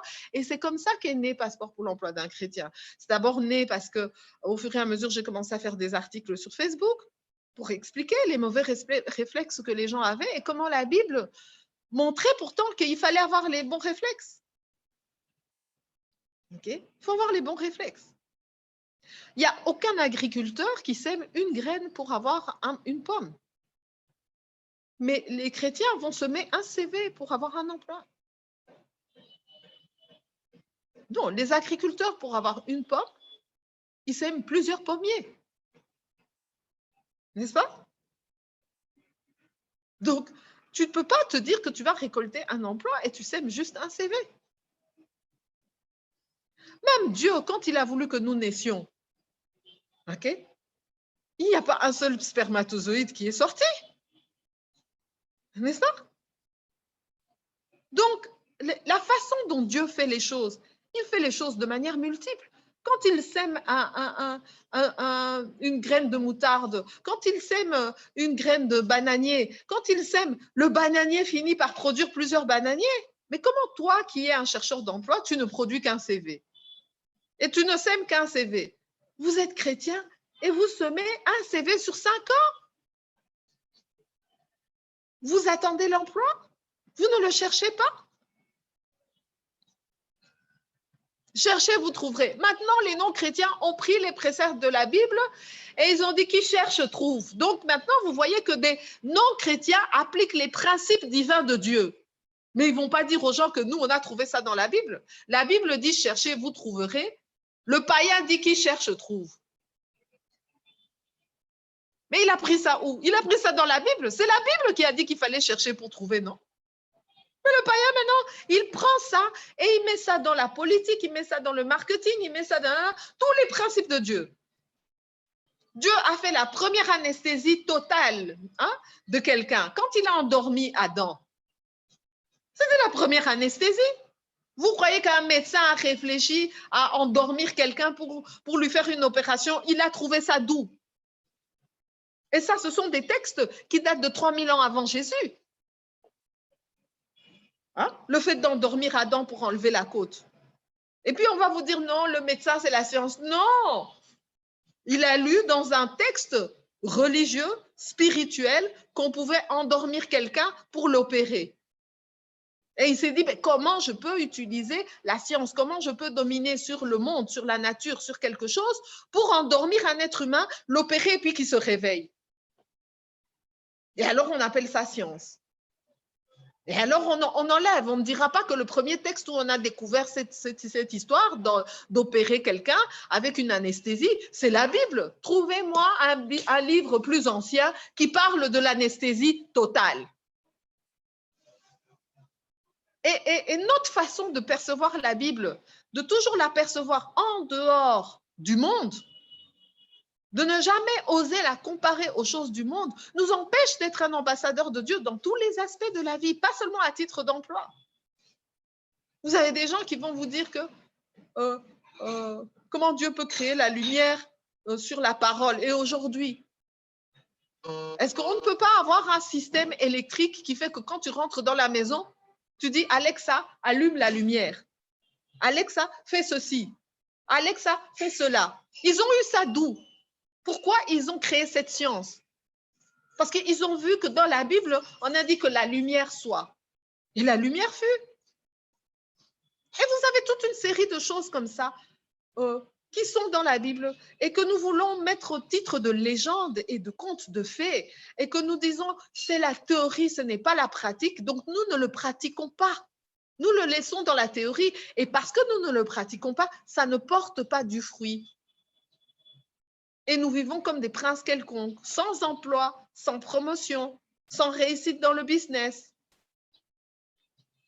sans persévérance, sans espoir, avec le doute. Parce que notre manque de foi nous perd. Nous devons avoir la foi. Et moi, à un moment, quand je disais à ces gens les choses, je ne connaissais pas les textes bibliques par cœur qui étaient le fondement de ces choses, mais je savais que j'étais tombée dessus, que j'avais lu ça. Et je me suis dit, bon, je vais commencer à faire des recherches bibliques. Et c'est à ce moment-là que j'ai découvert qu'il y avait des moteurs de recherche biblique. Et j'ai commencé à faire des thématiques sur le travail, l'emploi, la recherche. Et vous verrez dans ce livre-là que j'ai trouvé plein de passages. Quand je cherchais intelligence, j'ai trouvé que, vous savez que le mot intelligence est utilisé plus que le mot, je pense, amour, que le mot pardon. Le mot sagesse est utilisé plus que d'autres mots dans la Bible. Intelligence, sagesse, savoir, raisonnement, pas raisonnement, il y a un autre terme comme ça, je ne m'en rappelle plus. Donc, vous vous rendez compte que la Bible est une science que Dieu nous a communiquée. Mais si nous ne vivons pas concrètement par rapport à cette science-là, et qu'à chaque fois que nous avons un problème, nous nous tournons vers Dieu en disant mais tu avais dit ceci et pourquoi c'est pas cela? Non, tourne-toi vers Dieu et dis ok Seigneur, qu'est-ce que je dois comprendre ici que je n'ai pas compris? Qu'est-ce que dit la Bible? Et je clôture avec ça parce que c'est vraiment ma pierre angulaire ces derniers temps. Quand j'étais plus jeune, ma pierre angulaire, c'était toute chose concourt au bien de ceux qui sont dans le Seigneur. Et depuis quelques années, ma pierre angulaire, c'est Josué 1, 7, 8. Médite sur ce livre jour et nuit, alors tu réussiras tout ce que tu entreprends. J'ai réalisé que pour réussir ce que j'entreprenais, il ne fallait pas que je prie. Il ne fallait pas que je paye la dîme. Il ne fallait pas que je fasse des offrandes. Il ne fallait pas que je fasse des jeûnes et des prières. Il fallait que je médite, méditer sur la Bible. Alors tu vas réussir ce que tu entreprends. Donc, si tu ne réussis pas ce que tu entreprends pour le moment, pour l'emploi, c'est parce que, ok, et l'emploi, c'est une entreprise, ok, c'est parce que tu fais tout ce qu'il faut pour être bien avec Dieu, c'est-à-dire que jeûner, c'est pour se rapprocher de Dieu, être en présence de Dieu. Chaque acte, chaque liturgie, chaque acte que la Bible donne a une promesse liée à ça. Okay? Donc, quand tu donnes la dîme, il y a une promesse qui est liée à la dîme. Quand tu donnes une offrande, il y a une promesse qui est liée à l'offrande. Quand tu pries, il y a une promesse qui est liée à la prière. Quand tu loues, il y a une promesse qui est liée à la louange. Okay? quand tu témoignes, il y a une promesse qui est liée au témoignage. Okay? Aucune de ces promesses, c'est de réussir ce qu'on entreprend. Allez et cherchez les promesses liées aux actes chrétiens que vous faites. Et vous allez voir que la seule qui dit que vous allez réussir ce que vous entreprenez, c'est de méditer sur la Bible et de suivre les commandements de la Bible. Et vous verrez dans l'Ancien Testament que quand tu suis les commandements, tu réussis ce que tu entreprends. Pourquoi tu dois méditer sur le commandement? Parce qu'en fait, si tu l'appliques comme ça directement, sans méditer, sans réfléchir, sans être en communion avec Dieu en disant, mais en fait, quand tu dis ça, ça veut dire quoi? Tu risques de le comprendre de la manière dont il ne faut pas comprendre. OK? Donc, dans le monde, on te dit que quelqu'un qui a réussi, c'est quelqu'un qui a fait 10 étages, qui a 5 voitures, qui a des comptes bancaires de 1 million de dollars. Si ta compréhension de la réussite est celle du monde, tu vas commencer à dire à Dieu, mais pourquoi moi je n'ai pas aussi un immeuble de 10 étages? Pourquoi je n'ai pas des grandes villas? Pourquoi je n'ai pas des voitures? Pourquoi je n'ai pas des comptes bancaires? Mais le précepte de Dieu, c'est que pour que tes 10 étages restent des 10 étages, tes maisons restent des maisons, tes voitures soient des voitures, il faut encore que ce soit construit sur quoi? Sur le roc et pas sur le sable. Donc, eux, ils ont 10 étages. Ils ont des comptes en banque, ils ont des voitures, ils ont ceci, ils ont cela. Mais c'est bâti sur quoi? Cette richesse est bâtie sur quoi? Le jour où toi, tu as la tempête, tu es sur le roc. Le peu que tu as est toujours là. Le jour où eux, ils ont une tempête, c'est eux qui viennent chez toi et qui disent, mais comment tu as fait pour tenir? Comment tu as fait pour être là? Ben voilà. En tout cas, je pense que j'ai essayé de faire le tour de la question. Et voilà, je suis ouverte aux questions. Merci C'est un beaucoup. autre programme que je dois faire aussi. Et voilà. voilà. On ne va pas vous garder longtemps pour les questions. Je pense, en général, on essaie de ne pas dépasser 1h30 de live. Donc là, on se dit jusqu'à, bon, moi, il est 9h22, donc on se dit 10 minutes de questions-réponses maximum. Voilà, et à 30, on a fini. Okay. Donc, je ne sais pas s'il y a des questions parmi les participants. En tout cas, c'était vraiment hyper intéressant. Et voilà, je pense que les gens qui vont suivre le replay vont vraiment être bénis. En tout cas, moi, j'étais hyper bénie par votre intervention. Je ne sais pas s'il y a des questions. Allez-y rapidement. Avant qu'on puisse libérer Madame Ndundo. Est-ce qu'il y a des questions? Tricoche, tu as une question? En fait, Tricoche, c'est quelqu'un qui veut se lancer dans la politique. Bon, alors, si personne ne veut se poser des questions, je vais poser des questions, 2 questions rapides. Ah, voilà, je vois le micro de Victoire qui est ouvert. Tu as une question, Victoire? Oui, on t'écoute. Oui, bonjour à tout le monde. Bonjour à notre sœur qui vient de nous pulvériser, je vais dire, par voilà, une sorte de révélation sur le travail. Et je me dis, waouh, que nous soyons prêtes à écouter de nouveau la parole qui devient de plus en plus vivante dans nos vies et la Bible, en fait, qui prend sens dans notre vie de chrétien. Et effectivement, comme a dit la coach Marie, Rosemary, vraiment, c'est une bénédiction de vous avoir eu aujourd'hui.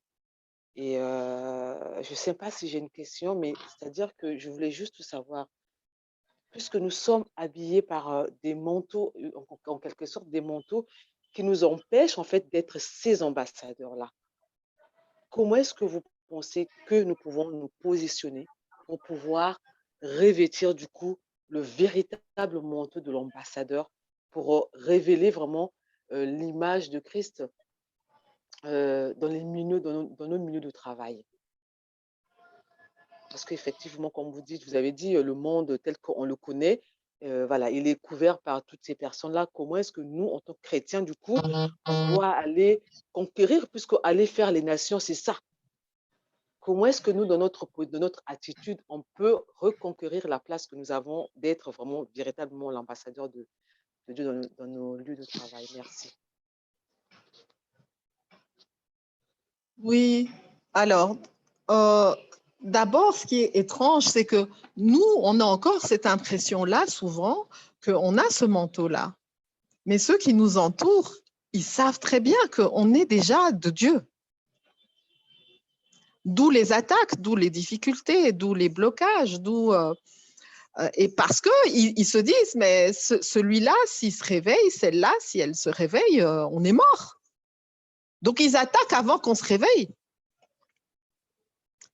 Et en fait, on est un peu comme des gens qui, si tu as été emprisonné, si pendant 20 ans, on t'a mis des menottes, et puis on vient, on te retire tes menottes. Toi, tu sens encore la trace des menottes.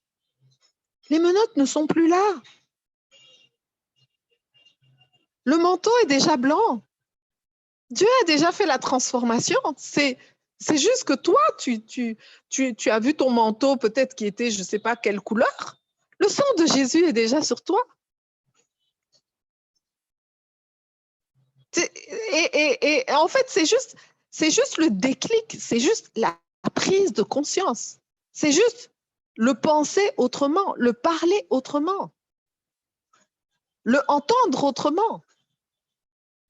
Moi, j'ai beaucoup évolué dans ma compréhension de la Bible à partir du moment où j'ai commencé à lire la Bible à certains moments en lisant à haute voix. Pourquoi? Parce que je m'amusais à lire la Bible sur Facebook, par exemple, pour que les gens me suivent, à partager. Je faisais des partages sur la Bible. Et comme dit la Bible, la foi vient de ce que l'on entend. Il faut savoir qu'au départ, la Bible, c'était du parler. Dieu a parlé à Moïse. Dieu a parlé à Abraham. Ce que nous lisons, ça a été parlé. Dieu a parlé aux choses pour les créer.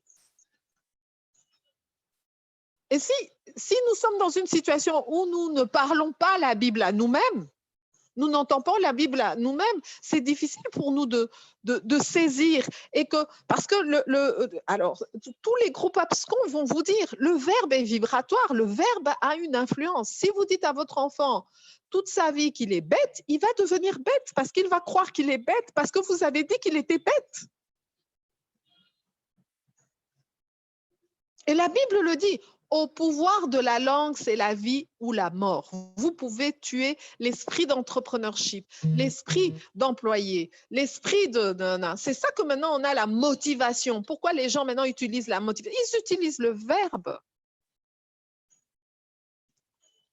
Et quel est le verbe que nous utilisons sur nous-mêmes? Est-ce que moi, à des moments de difficulté, je me retire et j'essaye de faire des recherches sur le combat que je vis pour le moment.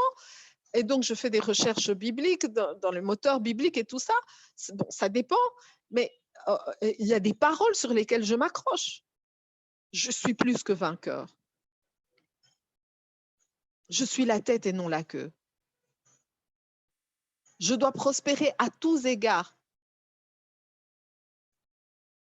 Mais pour prospérer à tous égards, il faut que l'état de mon âme prospère. Se poser les questions, est-ce qu'en ce moment, je fais des choses qui font prospérer l'état de mon âme? Pourquoi je suis attristée? Pourquoi je manque de force? Pourquoi je n'en ai? Et je dois me nourrir de ces choses. Des déclarations. Moi, je vois, par exemple, il y a des fois, ma fille, elle me rappelle. Maman, tu commences à parler autrement que ce que tu dois commencer à parler. Il y a des moments où je sens vraiment que, tiens, c'est une période basse. Donc, pour changer son attitude, il faut changer, c'est-à-dire ça commence par changer son raisonnement, changer sa pensée. Le verbe que nous contraignons dans notre esprit. Il n'y a que nous qui ne sommes pas conscients que nous sommes ambassadeurs, mais nous le sommes. Et la lettre de mission d'ambassadeur a été donnée par Jésus-Christ. Allez et faites de toutes les nations des disciples. La mission d'ambassadeur, elle avait déjà été donnée dans l'Ancien Testament. Quand Dieu a dit au peuple d'Israël que vous êtes les premiers-nés, un premier-né. Il montre l'exemple aux autres nations. Vous êtes le premier-né des nations. Il y a des chrétiens qui viennent et qui disent que l'évangile, c'est quelque chose de nouveau. Les nations n'avaient pas été prévues. Non, vous trouvez des passages dans l'Ancien Testament. Ce n'est pas pour rien qu'on dit au peuple d'Israël qu'il est le premier-né. Pourquoi alors on lui disait déjà dans l'Ancien Testament qu'il était le premier-né? Mais le problème, c'est de prendre conscience qu'on est le premier-né et d'agir comme un premier-né. C'est-à-dire que si on ne prend pas d'abord conscience de ce qu'on est, alors et si on croit que on ne l'est pas, ça aussi c'est un problème. Si tu crois que tu n'es pas princesse, que tu n'es pas prince, que tu n'es pas enfant de Dieu, né de Dieu, soit c'est parce qu'au fond de ton âme, il y a quelque chose, l'esprit te rappelle que tu n'as pas fait quelque chose. Et ça, moi, je vous invite tous les jours à reprendre, chaque fois que vous sentez un doute, chaque fois que vous sentez que vous n'êtes pas à la hauteur, peut-être que vous avez besoin d'enraciner plus, peut-être qu'il y a quelque chose que vous n'avez pas totalement saisi dans les fondements de votre foi. Accepter Jésus comme Seigneur et Sauveur, c'est Jean 1, 12, 13. C'est Jean 3, 5 à 8. C'est Apocalypse 3, 20. Mais il y a encore d'autres passages. Peut-être que c'est qu'aujourd'hui, vous prenez du lait, vous continuez à prendre du lait alors que vous devez prendre de la nourriture solide. Parce que Dieu dit, la parole de Dieu, au début, il te donne du lait. Et puis, ça devient plus solide. Peut-être vous refusez de prendre le plus solide. Peut-être que c'est un besoin d'hygiène spirituelle. Combien de temps vous prenez chaque jour? Peut-être que c'est une vision que vous ne vous donnez pas. Okay? Peut-être que c'est des actes que vous décidez de ne pas porter. Moi, je me rappelle qu'à un certain moment, quand j'ai accepté Jésus comme Seigneur et Sauveur, j'ai fait des cartes d'affaires où j'ai mis les fondements d'accepter Jésus comme Seigneur et Sauveur. J'avais reçu une voiture et j'ai dit, ben, cette voiture, comme j'ai reçu, c'est un don de Dieu. Ah ben, alors, je vais prendre les gens en stop en Afrique. Pas en Europe, en Afrique. Quelqu'un est sur la route, tu le prends, tu ne le fais pas payer et tu commences à lui parler de Dieu et tu lui donnes ta carte. Mais ce n'est pas une carte d'affaires. En fait, c'est la carte d'affaires de Dieu. Tu lui donnes. Et ça, c'était tout au début. Mais là, maintenant, je suis là. Aujourd'hui, je le fais peut-être sur Facebook, je le fais sur YouTube. C'est-à-dire que c'est vous aussi c'est-à-dire un ambassadeur pour le royaume de je ne sais pas, ou la république de je ne sais pas. Il bâtit sa carrière. C'est un choix que vous faites. Moi, j'avais toujours dit à Dieu, je dis, Seigneur, s'il te plaît, hein, je veux bien te servir, mais surtout ne me transforme pas en Mère Teresa. Parce que moi, je ne pourrais pas vivre dans la précarité, dans les difficultés, s'il te plaît. Et Dieu m'a exaucé. Je le sers, je peux vous dire que ça fait 3-4 ans que je trouve que je ne, comment expliquer, je n'ai pas d'entrée financière de la manière dont je devrais avoir, 3 ans. Mais je suis logée, je suis nourrie, et tout c'est de la gracieuseté. J'ai l'impression que Dieu me met comme dans une chambre haute, même là où je vis maintenant, c'est le dernier étage.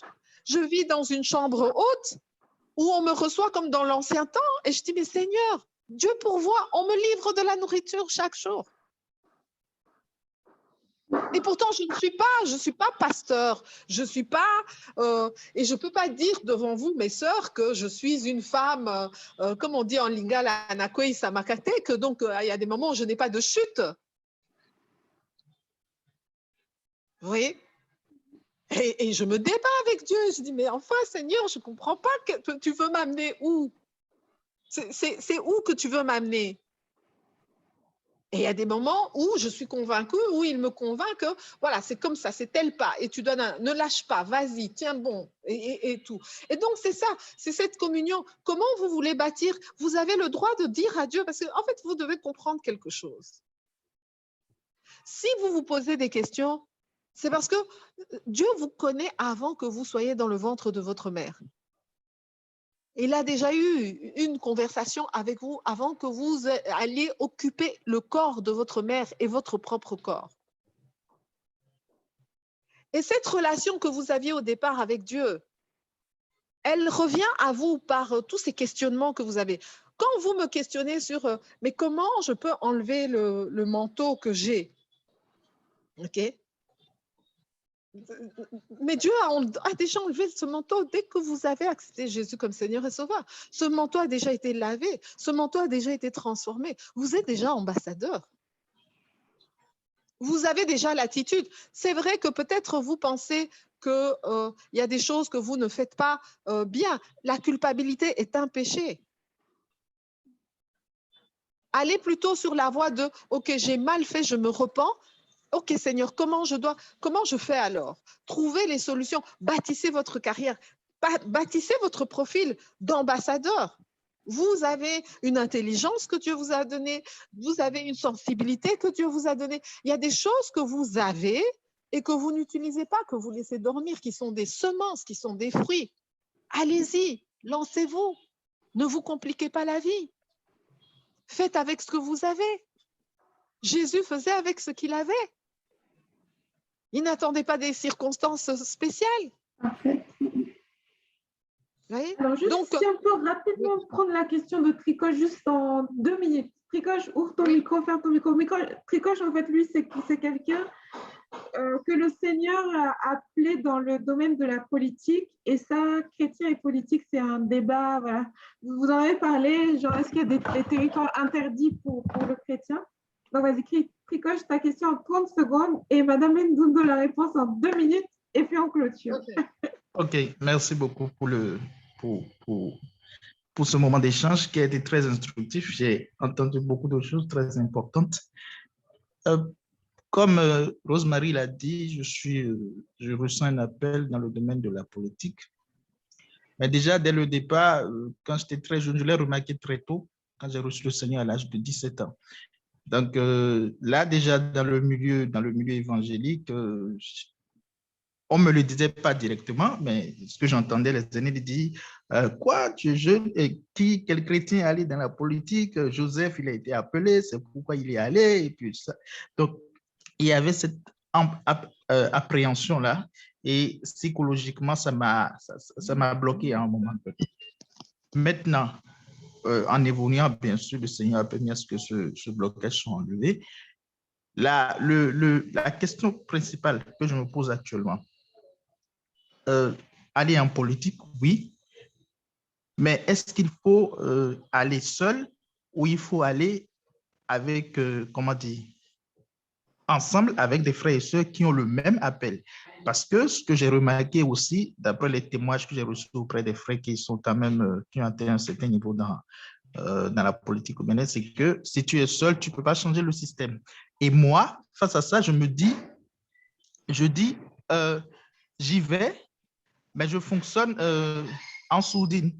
Je ne montre pas nécessairement que je suis chrétien, mais j'y vais pour infiltrer le système, pour apprendre, pour comprendre comment ça fonctionne effectivement, pour que après je puisse aider beaucoup d'autres à entrer dedans. Donc, c'est ma préoccupation actuellement. Et mais j'ai un peu de... comment dire ça? Je me demande si cette approche est la meilleure, exactement. Je me demande si c'est la bonne approche, s'il faut y aller en sourdine et choses là. Et une fois dedans dans le système, travailler maintenant pour qu'une multitude de chrétiens qui ont également cet appel puissent intégrer cette sphère. Alors, dans les choses de l'esprit, il n'y a pas de sourdine. Dieu voit que tu lui appartiens. Oui, dans les choses de l'esprit, il n'y a pas de sourdine. Dieu voit que tu lui appartiens et les ennemis de Dieu voient que tu lui appartiens. Comme j'ai donné comme exemple, les 7 frères qui chassaient les démons qui étaient dans le possédé, voyaient qu'eux n'avaient pas Jésus. Eux n'étaient pas comme Paul. Donc, toi, tu crois que tu vas rentrer en politique en sourdine, mais je peux te dire, ayant fréquenté la Rose-Croix, moi, plus jeune, j'ai adhéré à la Rose-Croix et j'ai quitté la Rose-Croix. Okay? Je peux te dire que dans les pratiques occultes de la Rose-Croix, par exemple, l'exercice qui est fait chaque matin et chaque soir, c'est de se mettre devant un miroir avec 2 bougies, une bougie d'un côté, une bougie qui est de l'autre, et on doit fixer son image. pendant je ne sais pas combien de temps. Bon, moi, en général, je lâchais prise parce que je trouvais ça horrible, mais tu devais dire des sons et tu devais fixer l'image. Et je comprends après, bon, j'imagine que c'était un exercice qui permettait de voir au travers des gens, puisque je voyais mon image se déformer au fur et à mesure que je fixais, et moi, ça me dérangeait, parce que je n'avais pas adhéré, parce que c'était mon petit ami qui me dérangeait, alors comme on vivait ensemble, j'ai dit, bon, ok, et puis, bon, moi, je continuais de mettre ma Bible sur la table du, comme on appelait ça, le sanctum. Et puis, bon, je les voyais, ils parlaient souvent des 12 plaies d'Égypte, ils étudiaient les titres de la Bible. Donc, moi, je me disais, ben, ces gens qu'on dit qu'ils ne parlent pas de la Bible, ils ne sont pas avec les chrétiens, quand même, ils ont l'air de faire des choses chrétiennes. Mais au fur et à mesure, j'ai découvert que, oulala, c'est quoi ça comme histoire? Ils se moquent des chrétiens, mais ils font pire que les chrétiens. Bon, voilà. Donc, non, et il y a quand même beaucoup de gens qui témoignent de comment les gens qui sont dans les groupes abscons reconnaissent l'étoile des gens qui sont dans le Seigneur. Donc, c'est impossible de rentrer en politique en sourdine. Là, c'est se mentir à soi-même. OK? Les gens qui traficotent dans le monde de l'esprit savent très bien reconnaître, sentir. Il y a des gens qui ne… Alors, les gens qui ne voient pas l'étoile et qui ne voient pas au travers de ton esprit, ils se sentent mal à l'aise. Il y a un malaise. Il commence à avoir de l'agressivité. Moi, maintenant, je souris quand quelqu'un est agressif avec moi parce que je me dis, ah, le problème ici, ça doit être ça. Même moi, je commence à me sentir nerveuse. OK? Je commence à… Et je me pose la question, pourquoi je suis nerveuse comme ça? Pourquoi je suis… Donc, on sent la présence de quelque chose qui n'est pas le même esprit que soi. Okay? Même dans un couple, vous allez voir un couple, il se marie et il n'y avait pas de problème avant de se marier. Et puis, quand il se marie, c'est le combat spirituel dans la maison. Il y a des disputes, il y a un peu… Parce que vous n'êtes pas un même esprit. Il n'y a pas la paix. Donc non, ça c'est la première chose, ne pas penser qu'on peut rentrer en sourdine. Maintenant, je peux comprendre rentrer en sourdine dans le sens ne pas parler tout le temps de Dieu, ne pas nanana, mais il ne faut pas croire que quand tu vas quelque part, quelqu'un qui est l'ennemi de Dieu ne voit pas que toi, tu es son ennemi. Il le voit, il le sent, à tous égards, il le sent. C'est pour ça que des fois même on a des attaques la nuit, on ne comprend pas. Tu as quelqu'un qui t'attaque la nuit parce que pendant le jour, toi, tu rigoles avec la personne. Mais la personne, tu le déranges spirituellement, il se rend compte qu'il veut faire des choses, il ne sait pas les faire.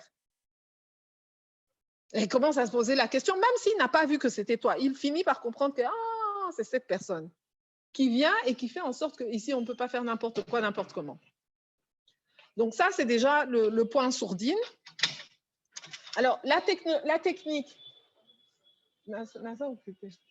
5 minutes. Merci. Donc, la technique maintenant, est-ce qu'il faut rentrer avec des gens? Est-ce qu'il faut… Non. Ça, c'est la question de l'appel. OK? Puisque tu sens cet appel, demande confirmation à Dieu.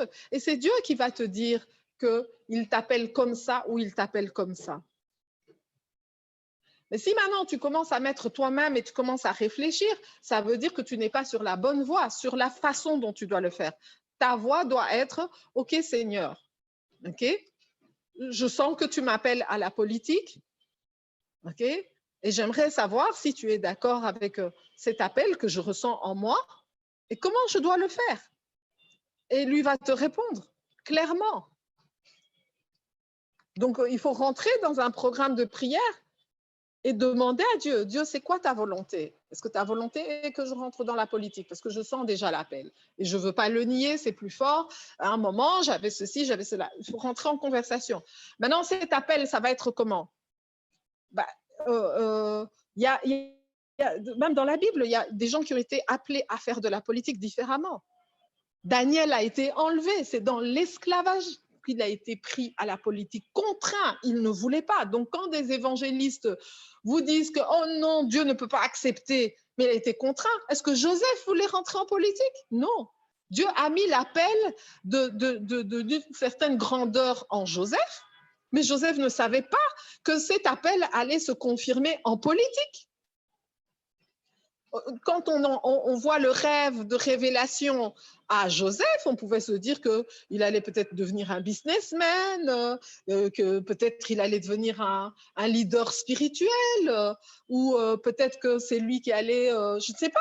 Mais personne ne s'attendait à ce qu'il devienne premier administrateur de toute l'Égypte. C'est un poste politique. Okay? Donc, il faut demander à Dieu, et à un moment, si tu as la paix dans ce que tu fais, voilà. Alors, se mettre avec des gens, c'est un peu faire confiance aux gens. Or, Dieu dit, ne mets pas ta confiance en l'homme. OK? Donc, quand tu te dis que tu vas rentrer avec des gens parce qu'ils pensent de la même manière que toi, là, tu rentres dans la confiance à l'homme. Non, tu dois te mettre avec Dieu. Et Dieu, maintenant, va te dire comment cet appel va se faire. Par exemple, l'appel de Moïse a été fait en tant que leader, mais l'appel d'Aaron a été fait en politique en tant que soutien du leader. Okay? Donc, Dieu va te révéler quelle est cette place dans l'appel que tu as. Est-ce que ta place dans cet appel, c'est un rôle de leadership? Est-ce que ta place dans cet appel, c'est un rôle de soutien? Est-ce que ta place dans cet appel, c'est un rôle, je ne sais pas moi, de technocrate?